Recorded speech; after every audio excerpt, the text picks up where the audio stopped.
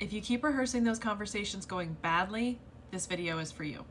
This kind of behavior is called catastrophizing. To catastrophize a situation can really elevate our stress hormones and have an incredibly negative impact, not only on our mental health, but on our physical health as well. So what do we do in this kind of situation? And are these kinds of conversations usually based in reality? When you go and have those conversations, do they end up going the way you think they're going to go?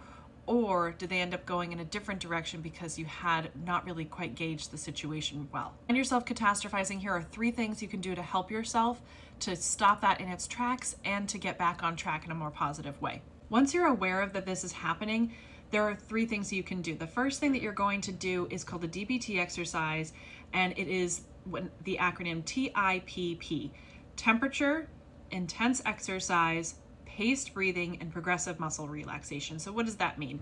It means to change your temperature, you're going to use cold water in some way or a cold thing of some sort. Typically is what's most effective from what I've found. And that can be splashing your face with water, a cold shower, an ice pack, going outside if it's cold out. These kinds of things are really helpful. You're not trying to make yourself terribly uncomfortable, but just to bring your temperature down.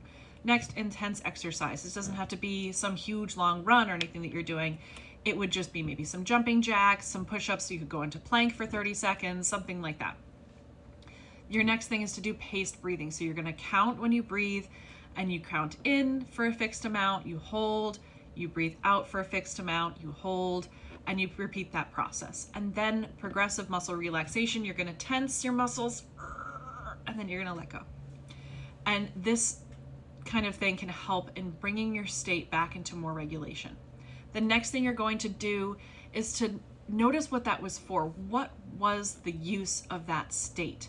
Did it have a purpose? What was it trying to do for you? To notice that is really helpful. And the last is to actually visualize things working out. The reason why you're going to envision this working out is because if you take the time to then envision it working out, when you go to have that actual conversation, it's more likely to go well. If you need help organizing your thoughts for any kind of conversation that might be coming up, the thing that I would actually recommend to you is to use the Unburden Workbook through the link in my bio, and that is an incredible help for organizing your thoughts and getting yourself into a state where you can actually have those difficult conversations and to not feel like so just overwhelmed and burdened, and then you're not catastrophizing anymore.